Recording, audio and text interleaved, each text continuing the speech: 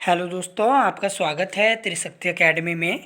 और आज हम डिस्कस करेंगे कंप्यूटर फंडामेंटल फर्स्ट सेमेस्टर के उत्तराखंड पॉलिटेक्निक के एग्जामिनेशन का एनालिसिस हम करेंगे इस वीडियो में कि आपका जो पेपर है वो इजी है, हार्ड है, उसके फिल इन द ब्लैंक्स के जो हम आंसर जानेंगे, और जो डेसिमल से बाइनरी, बाइनरी से डेसिमल, हेक्साडेसिमल, ऑक्टल जो नंबर सिस्टम में कन्वर्ट करने के लिए आपके आए थे, उनके आंसर्स को भी आज हम जानेंगे इस वीडियो में।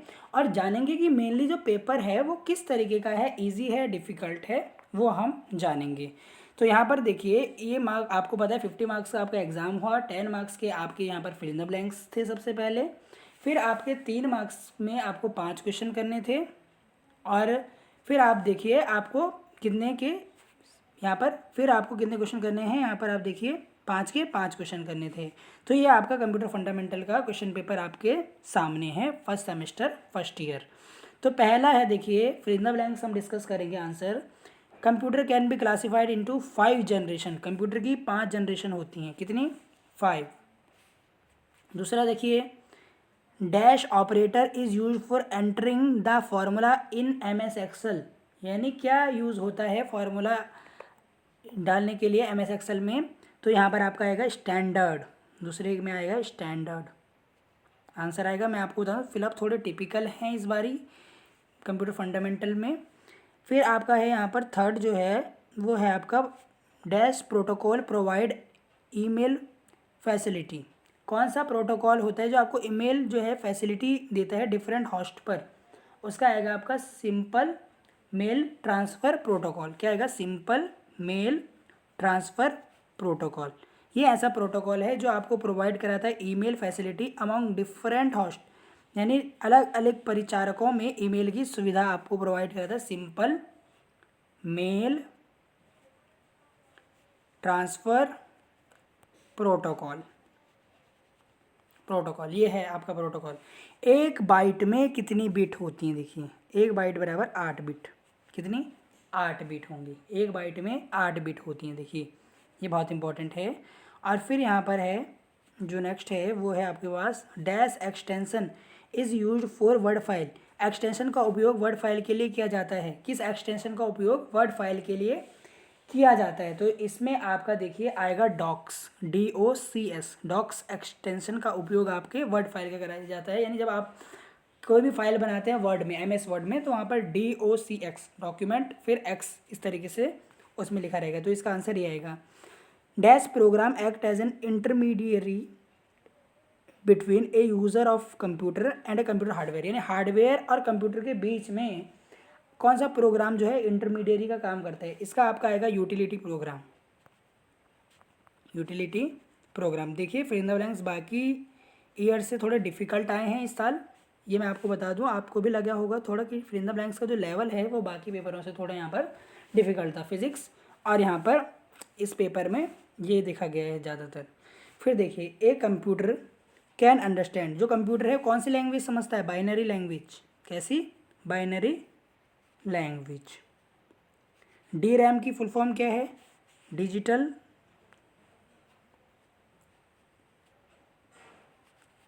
Read random access memory. Random access memory, ये है DRAM की फुल फॉर्म। USB की फुल फॉर्म यूनिफॉर्म। यहाँ पर आएगा आपका यूनिवर्सल। USB की फुल फॉर्म देखिए, USB की यूनिवर्सल सीरियल बस। क्या आएगा? यूनिवर्सल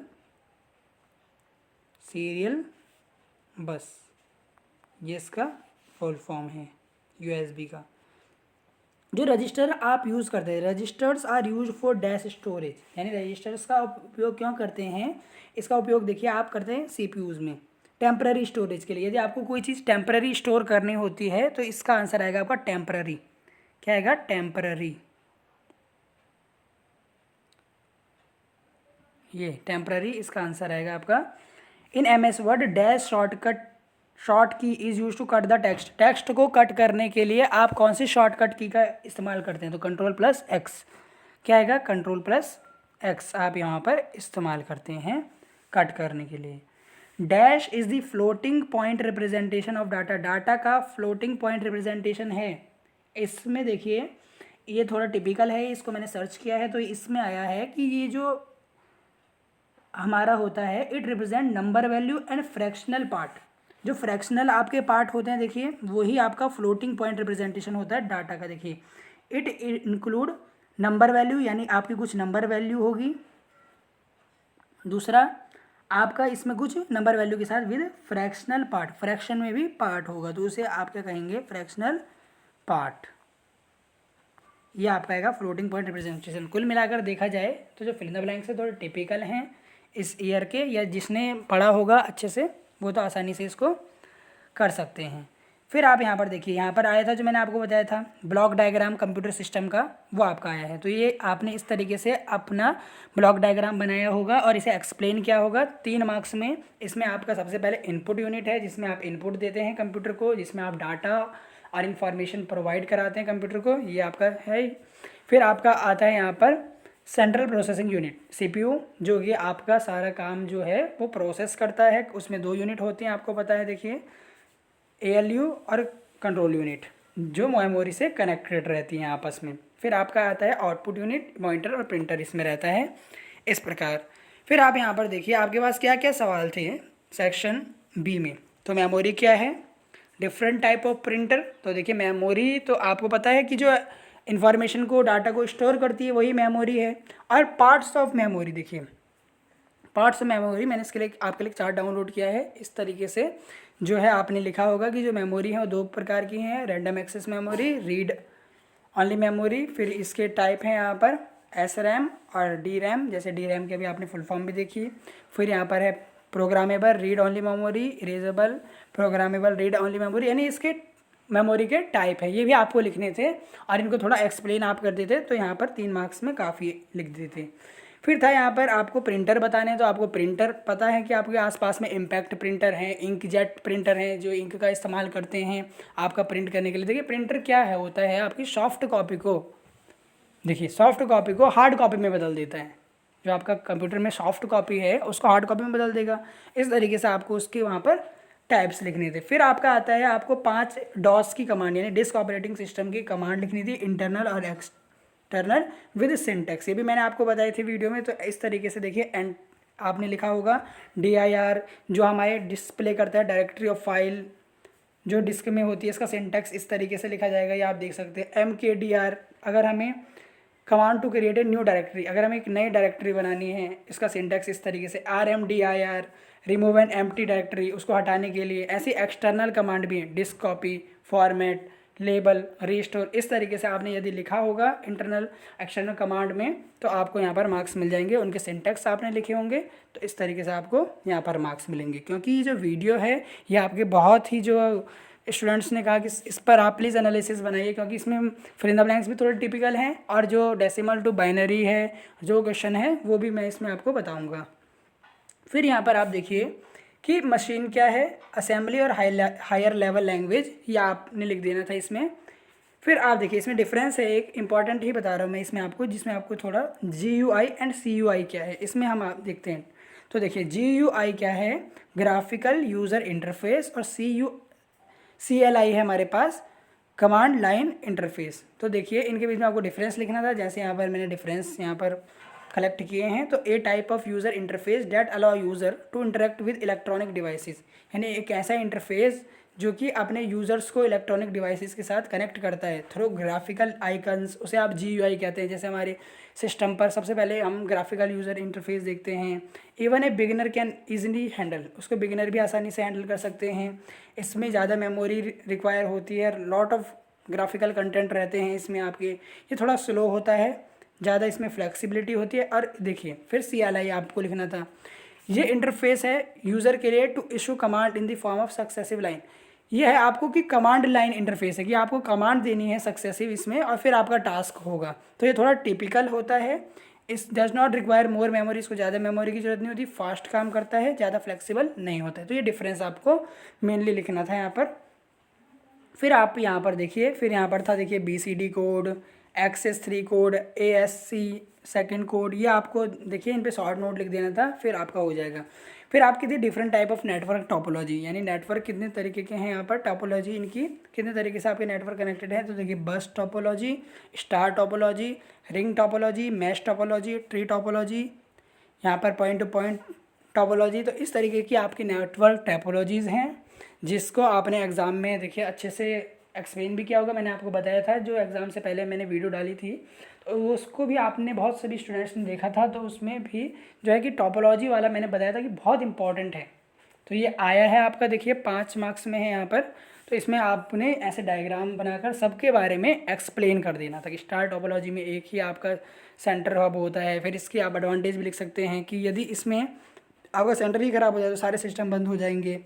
लाइन में भी यदि आपकी लाइन वायर जो है वो ख़राब हो जाए तो इस तरीके से आपका बस सिस्टम ख़राब हो जाएगा।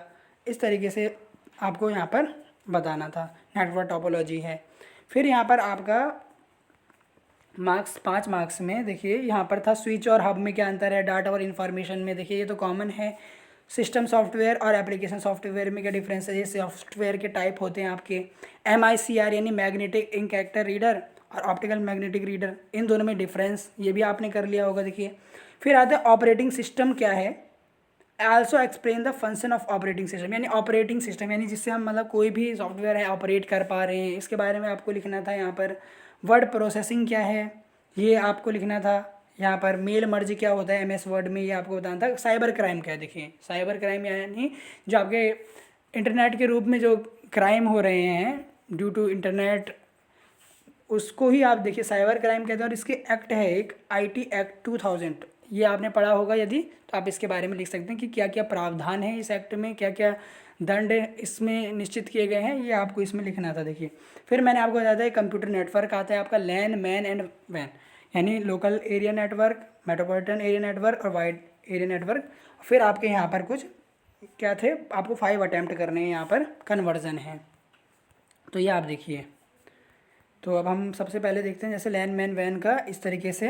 देखिए वाइड एरिया नेटवर्क में देखिए बहुत बड़ा रीजन आ जाता है एक। लैन में देखिए लोकल एरिया नेटवर्क यानी एक ही बिल्डिंग में यदि आपको सीमित है। पैन भी होता है एक देखिए, पर ये आया नहीं है, इसमें सिर्फ एक छोटी जगह पर होता है आपका नेटवर्क। यदि आपका नेटवर्क देखिए लोकल एरिया नेटवर्क यानी वाईफाई आपका हो गया तो लोकल एरिया नेटवर्क में आ गए हैं। पर जैसे आपके टावर्स हो गए, सैटेलाइट्स हो गई, जैसे सैटेलाइट्स हैं आपकी, वो सैटेलाइट्स तो आपके क्या हैं, वाइड एरिया नेटवर्क है, पूरे वर्ल्ड वाइड फैली हुई हैं। इसी प्रकार कोई सिटी में कोई नेटवर्क है तो उसे मेट्रोपॉलिटन एरिया नेटवर्क कहते हैं। इसी तरीके आपने इनके एग्जांपल भी लिखने थे कि जैसे लैन में वाईफाई का आप इस्तेमाल कर सकते हैं, लैन वायर इस तरीके का आप यूज़ कर सकते हैं, रूटर का इस्तेमाल कर सकते हैं, ये आपको इसमें लिखना था।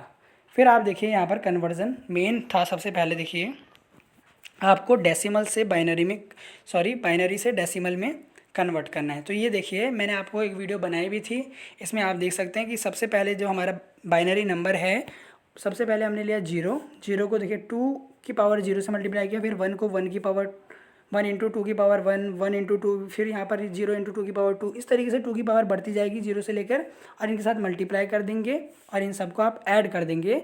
तो आपका जो है ये सब किस में कन्वर्ट हो जाएगा, डेसिमल में कन्वर्ट हो जाएगा। और ये आपका आया था 186 की बेस 10।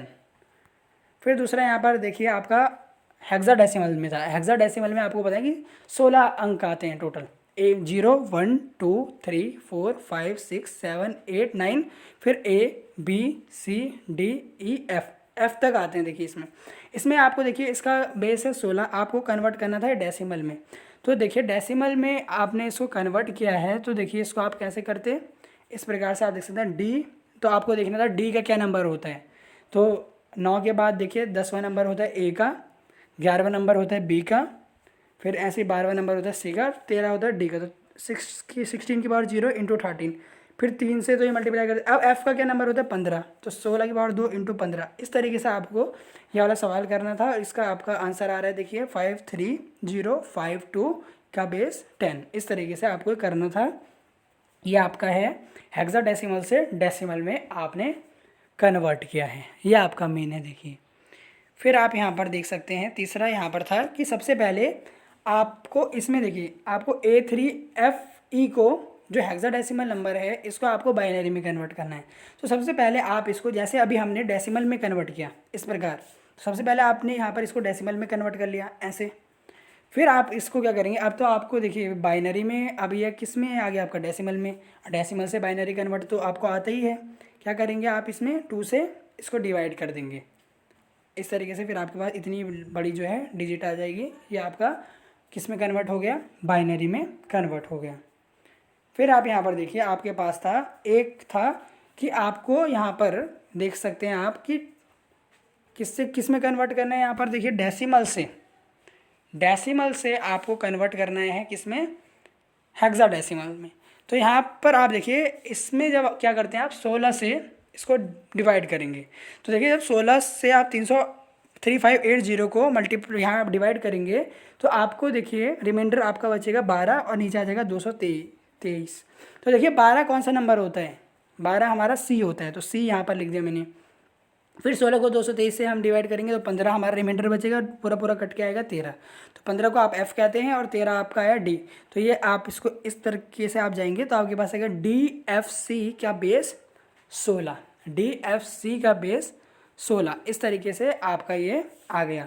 ये आप देख सकते हैं इसी तरीके से हमने पहले यहाँ पर इसमें हेक्साडेसिमल से डेसिमल में कन्वर्ट किया था, जिसमें हम क्या करते हैं अधिकतर मल्टीप्लाई करते हैं। डेसिमल में कन्वर्ट करने के लिए हम इसको इसकी घात से मल्टीप्लाई करते हैं और यहाँ पर इसको उल्टा करने में हम डिवाइड करते हैं इस तरीके से। फिर आपका एक और यहाँ पर सवाल था, वो क्या था आप देख सकते हैं कि आपको हेक्साडेसिमल से ऑक्टल में बदलना है। ऑक्टल यहाँ पर सॉरी डेसिमल से ऑक्टल में बदलना है। तो आप यहाँ पर देख सकते हैं कि आपका ऑक्टल मतलब 8 नंबर होंगे इसमें। तो इसमें आप देखिए आप क्या करते हैं, ये आप देख सकते हैं 8 से आप डिवाइड करें तो देखिए इसको अब जब आप पूरा पूरा डिवाइड करेंगे तो 0 रिमाइंडर आया। फिर 312 को करेंगे तो पूरा 0 रिमाइंडर आया। फिर यहाँ पर नीचे आया 39। अब जब आप 39 को करेंगे तो 7 रिमाइंडर आएगा और अपॉन में आएगा 4। तो इसको इस तरीके से आप लिखेंगे, देखिए 4 7 इस प्रकार ये जाएगा ऊपर को 4700 क्या बेस 8। इस तरीके से आपका ऑक्टल में ये कन्वर्ट हो गया। आप अपना आंसर भी यहाँ पर चेक कर सकते हैं। फिर यहाँ पर आपका था एक पॉइंट में था 0.24 का बेस 16। इसको आपको किस में कन्वर्ट करना है, इसको आपको डेसिमल में कन्वर्ट करना है। किस में कन्वर्ट करना है, डेसिमल में कन्वर्ट करने के लिए मैंने बोला आपको कि आप ये क्या है हेक्साडेसिमल, तो 16 से आप इसको मल्टीप्लाई करेंगे 16 इंटू 10⁻²। क्योंकि यहाँ देखिए पॉइंट के राइट साइड में यहाँ वैल्यू माइनस में जाती हैं, तो 10⁻², 16⁻² इंटू 4 और 16⁻1 इंटू 2।